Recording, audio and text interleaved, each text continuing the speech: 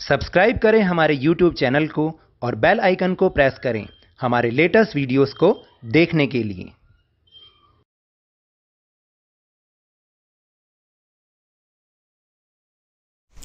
Hello and welcome to Lavneesh Sir की class. This is Directorate of Education GNCT of Delhi's worksheet number 4, and it is for only class 8 students. It has taken from the subject English, and we will understand the lesson Tsunami part 1 continued in this worksheet. और आपको तो याद है ना कि worksheet number 3 में भी हमने यही लेसन पढ़ा था सुनामी, और इसका हमने पार्ट 1 पढ़ा था, जो कि आज भी हम उसको कंटिन्यूएशन में पढ़ रहे हैं और समझ रहे हैं। तो let's start and understand with me. लेकिन स्टार्ट करने से पहले यहाँ पर एक क्वेश्चन दे रखा है, चलिए उसका जवाब दे के देखें। A is, do you think tsunami can strike these places? क्या सुनामी इन प्लेसेस पर भी आ सकता है, या वहाँ पर ऐसा हो सकता है कि सुनामी का खतरा हो जाए? राइट येस और नो फॉर ईच पार्ट। आपको या तो येस लिखना है या नो लिखना है। The first question is, hilly areas such as Shimla, बताइए क्या यहाँ पर सुनामी आ सकता है जैसे शिमला जैसे पहाड़ी एरिया में? आंसर इज नो, वहाँ नहीं आ सकता। फिर B part is, plain area such as Delhi, यहाँ पर भी नहीं आ सकता। क्यों नहीं आ सकता? क्योंकि वो तो समुद्र के पास वाले इलाकों में आता है। फिर C part is, sea coast such as Mumbai, yes जो मुंबई है क्योंकि उसके बिल्कुल नज़दीक सी है, सी का किनारा है, तो वहाँ तो ये जरूर आ सकता है। And the D part is desert areas such as Jodhpur, और जोधपुर क्योंकि राजस्थान में है और रेगिस्तानी एरिया, क्या वहाँ ऐसा हो सकता है? नो, ऐसा नहीं हो सकता। Then B part is, let's read about another young girl from Andaman and Nicobar islands who survived the disaster. तो अब हम उस छोटी लड़की की कहानी पढ़ रहे हैं, एक और छोटी लड़की की कहानी पढ़ रहे हैं जो कि अंडमान और निकोबार आइलैंड से ही है, और जो इस अपने आप को इस डिजास्टर से, इस भयानक आपदा से बचा पाई। It has taken from the page number 26 and 27 of Honeydew book. जो आपकी हनी ड्यू बुक है ना, उसका पेज नंबर 26 और 27 से ही ये वाला पोर्शन जो अभी हम पढ़ रहे हैं वो लिया गया है। तो आप इसके बाद अपनी बुक में से भी रीडिंग करेंगे ना? So let's start. Almas Javed was 10 years old। Almas Javed जो कि 10 साल की एक लड़की थी। She was a student of Carmel convent in port Blair. जो वो कहाँ की स्टूडेंट थी? पोर्ट ब्लेयर में एक स्कूल था, कार्मल कॉन्वेंट। वेयर हर father had a petrol pump, जहाँ पर उसके पापा का एक पेट्रोल पंप भी था। Her mother Rahila's home was in Nancowry island, और जो उसकी मदर थी राहिला, उसका घर था नैनकोवरी आइलैंड में। The family had gone there to celebrate Christmas, और ये सारी की सारी फैमिली क्रिसमस मनाने के लिए वहां पर गई हुई थी। कहाँ गई हुई थी? नैनकोवरी island. When the tremors came early in the morning, tremors मैंने पिछली बार भी समझाया था, tremors का मतलब होता है झटके, कँपाना, और जब वो सुबह सुबह आए, झटके आए, the family was sleeping, उस जो सारी फैमिली थी वो सो रही थी। Almas father saw the sea water recede। जो अल्मा का फादर थे उन्होंने देखा कि जो सी वाटर है वो धीरे धीरे पीछे की तरफ हट रहा है और आगे की तरफ बढ़ रहा है, कभी आगे बढ़ रहा है कभी पीछे हो रहा है। He understood that the water would come rushing back with the great force, और उन्होंने ये समझ लिया जल्दी ही कि जो वाटर है वो बहुत जल्दी से और बहुत तेजी के साथ आ जाएगा, आगे आ जाएगा।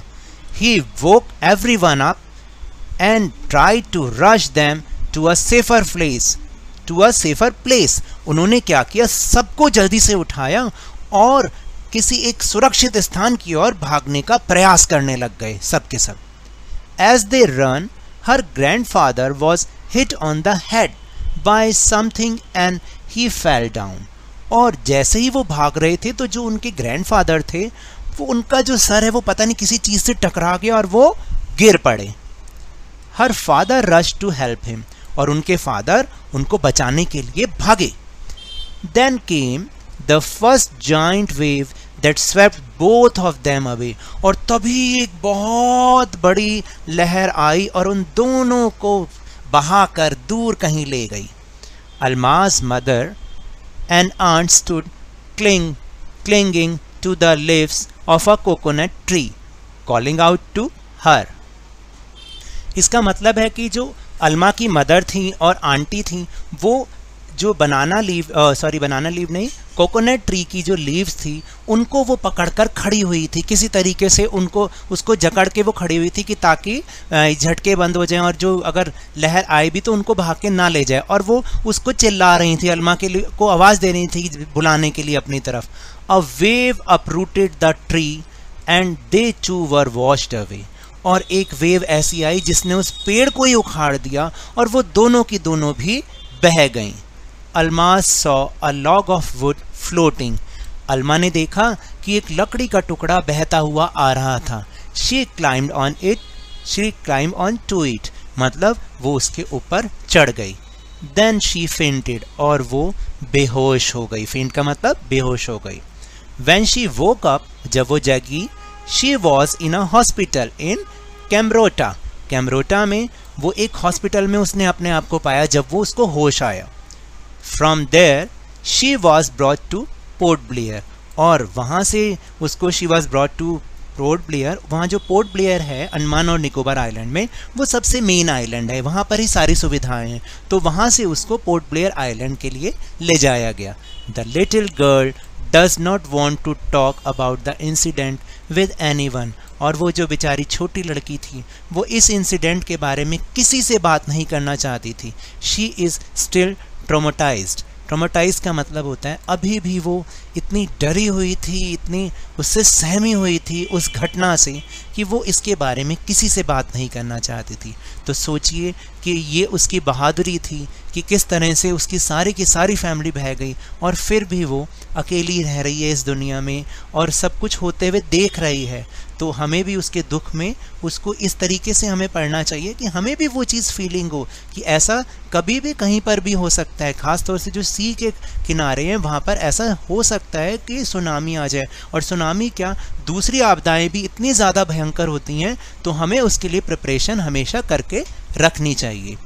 Now sequence the events pictures as they occur in the passage above.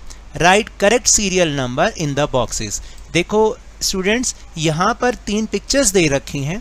आपको उनको जो अभी अभी हमने कहानी पढ़ी उसमें क्या सीक्वेंस के साथ वो फिर ये पिक्चर हो सकती हैं आपको उस हिसाब से लिखना है 1 2 3 करके कि पहले कौन सा इंसिडेंट हुआ, कौन सी घटना हुई, फिर कौन सी. तो अभी अभी हमने जो स्टोरी पढ़ी उसको ज़रा याद करें. तो सबसे पहले क्या हुआ था कि एक जाइंट वेव जो है वो कम आ गई थी, मतलब बहुत बड़ी ऊंची लहर सबसे इधर जो आइलैंड की तरफ आ गई. तो 1 नंबर हो गया ये वाला. फिर सेकंड नंबर क्या हुआ था बताओ कि जो उसके मदर थे फादर थे वो सारे के सारे वो बह गए पानी में. तो सेकंड इंसिडेंट ये वाला हो सकता है. और जो थर्ड वाला इंसिडेंट है वो अल्मा जो है बेहोश हो गई थी, फिर उसने अपने आप को कहाँ पाया था, एक हॉस्पिटल में. तो इस तरह से हम इसका सीक्वेंस लगा सकते हैं. Now the question number C. Answer the following questions by selecting the correct option. यानी अब आपको 2 ऑप्शन के साथ आंसर के साथ एक क्वेश्चन दिया गया है, आपको सही ऑप्शन को चुनना है. कहानी को ध्यान में रखिए. The first question is why did Alma's father wake up his family. Alma के फादर ने अपनी फैमिली को क्यों जगाया, टू सेलिब्रेट क्रिसमस या फिर to rush them to a safer place. यानी क्रिसमस मनाने के लिए उठाया था या किसी सुरक्षित स्थान पे भागने के लिए उठाया था. The right answer is B, to rush them to a safer place. Then question number 2 is Almas did not want to talk about the incident with anyone because. अलमा किसी के साथ भी इस इंसिडेंट के बारे में बात नहीं करना चाहती थी। क्यों? बिकॉज शी वॉज अनवेल, क्या वो बीमार थी इसलिए? या B part is she was shocked as she lost her family members, या वो अभी तक शॉक में थी कि उसने अपने सारे फैमिली मेम्बर्स को हमेशा के लिए खो दिया।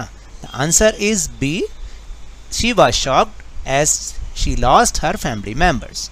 The third question is Almas mother and aunts could not be saved from the tsunami because, यानी अलमा की मदर और आंट को भी बचाया सुनामी से नहीं जा सका। क्यों? The tree they had on to got uprooted, कि वो जो ट्री था वो जड़ से ही उखड़ गया इसलिए? या they had on to a log of water and got drown, या वो जो है उस वुड के उन्होंने जो वुड का टुकड़ा उसने देखा था अलमा ने, उसको पकड़ लिया और फिर वो डूब गई। बताओ सही आंसर क्या है? भाई यही सही आंसर था कि जिस ट्री को उन्होंने पकड़ा हुआ था वो ही जड़ से उखड़ गया। फिर answer question is D, given below are words और phrases from the passage that indicate movement of different kinds. जो नीचे आपको फ्रेज या वर्ड दिए गए हैं, ये 4 वर्ड्स आपको दिए गए हैं। अगर आप ध्यान से देखेंगे तो रश्ड, स्वेप्ट अवे, फ्लोटिंग और रिसीड, ये एक्चुअली एक मूवमेंट को दर्शाते हैं। मूवमेंट का मतलब कि वो स्लो मूवमेंट हो रही है या फास्ट मूवमेंट, इसका मीनिंग वो है। तो आपको इसको सही बॉक्स में लिखना है।